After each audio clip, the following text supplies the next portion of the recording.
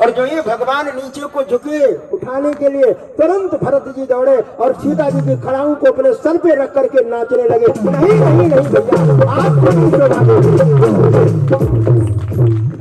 ओ देखा उसमें भगवान ने, देखा उसमें सीता जी की खड़ाऊ। भगवान बोले अगर छू लेता तो कितनी आज बेइज्जती हो जाती। आज भरत ने मेरे भाई ने आज मेरी इज्जत बचा ली। भगवान भरत के गले जा करके मिल गए और भगवान रोने लगे। और भगवान राम रोने लगे तो भरत रोने लगे, और राम भरत रोने लगे तो लक्ष्मण जी रोने लगे, और लक्ष्मण रोने लगे तो शत्रुघ्न रोने लगे, चारों भाई रोने लगे तो सीता रोने लगी, और सीता रोने लगी तो सारी सखियां रोने लगे।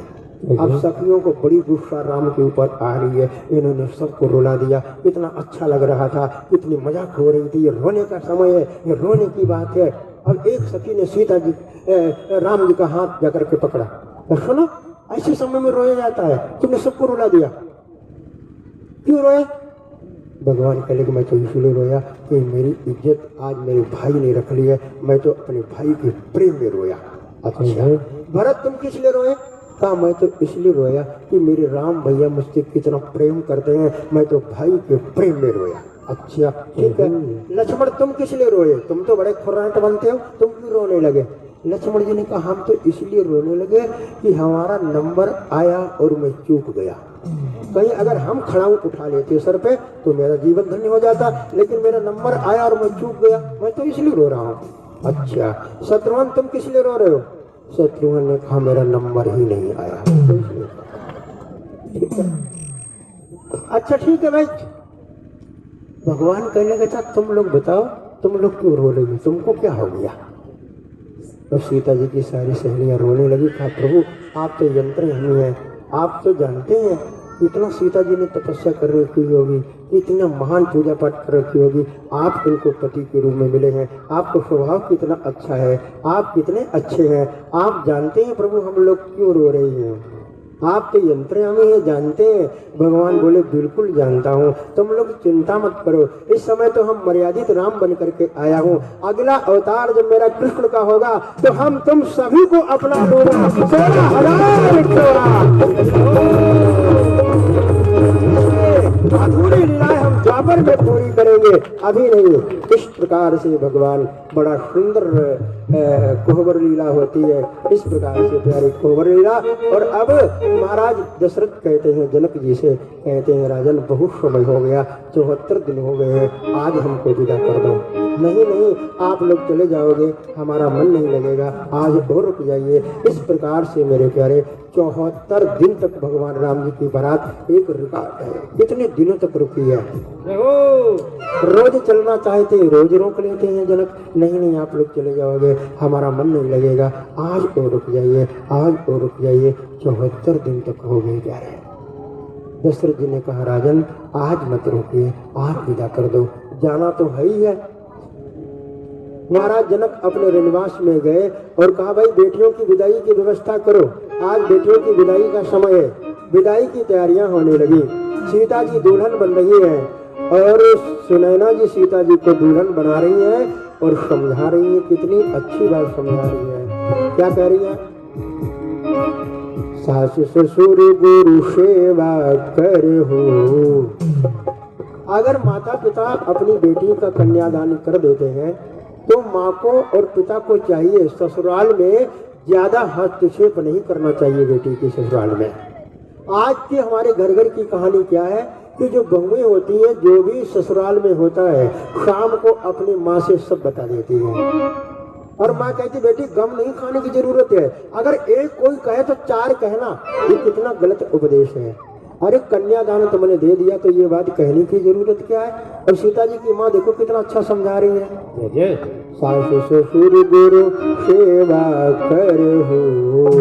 बेटी सास ससुर की सेवा करना, कोई घात हो जाए ना तो पड़ोस के घर में कभी मत जाना कहने के लिए, तो कभी रोने के लिए मत जाना।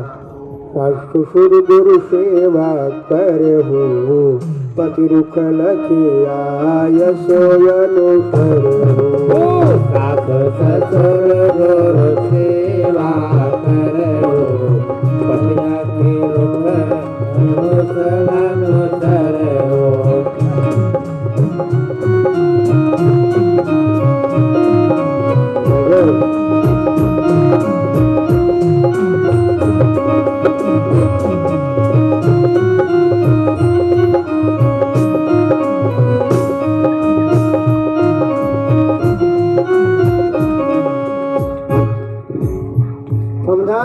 ना बेटी, हुई संतत यही प्यारी। हे बेटी, तुम अपने पति को हमेशा प्रिय लगोगी, हमेशा प्रिय लगोगी। कितना अच्छा आशीर्वाद दे रही है माँ खोलेना जी। हुई संतत यही प्यारी, फिर अही बात यशीष हमारी। संतत यही प्यारी, फिर यही बात आशीष हमारी।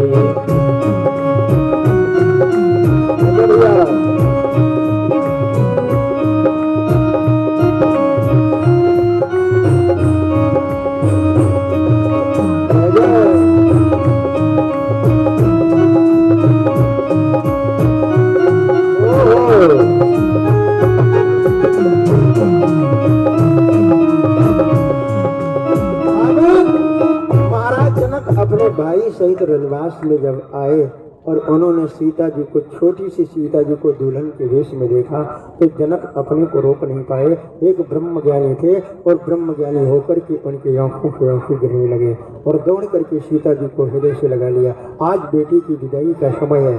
तो भगवान महादेव जी कथा सुना रहे देवी पार्वती जी को और कहते हैं, देवी बंधु समेत जनक तायाए। जनक जी को लगता है कि कल सीता चली जाएगी तो मेरा कौन ख्याल रखेगा। सीता दौड़ करके आती थी, पिताजी पानी लेकर के आऊं, ये कल कौन पूछेगा मेरे घर पे। बंधु समेत जनक तायाए, नयन जल छाए।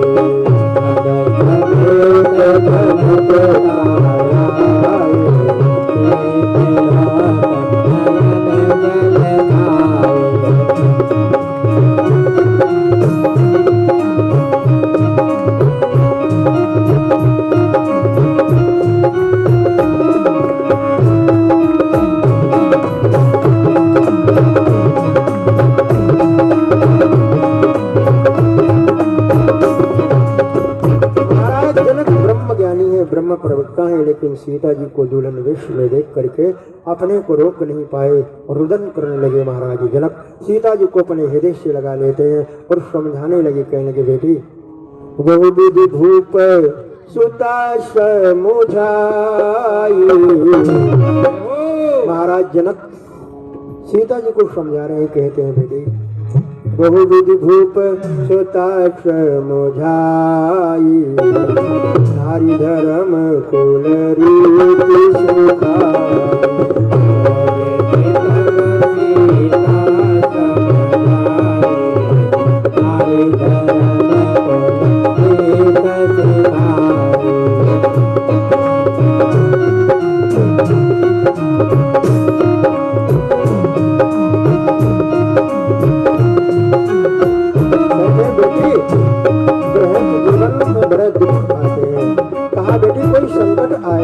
तुम्हारे घर पे तो तुम अपने घर के एक कोने में बैठ करके रो लेना, लेकिन अपने पड़ोसी के घर में मत जाना रोने के लिए। बेटे सीता जी कहती, पिताजी आप चिंता मत करें, मैं आपकी बेटी हूँ, आपका नाम कभी नहीं कलंकित होने दूंगी। महाराज दशरथ महाप्रतापी महाचक्रवर्ती सम्राट के घर पे जा रही है बेटी, बहुत सावधान होने की जरूरत है। बहुविधि भूप सुता समुझाई, नारी धर्म कुल रीति सिखाई।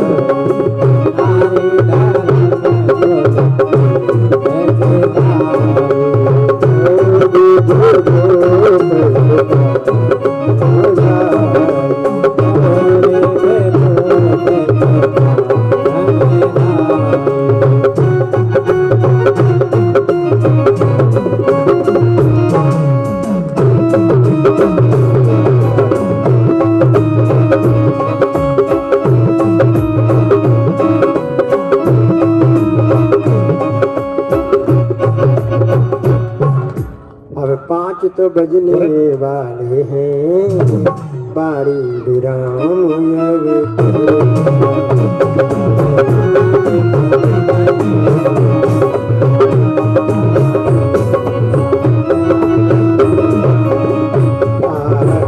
की कथा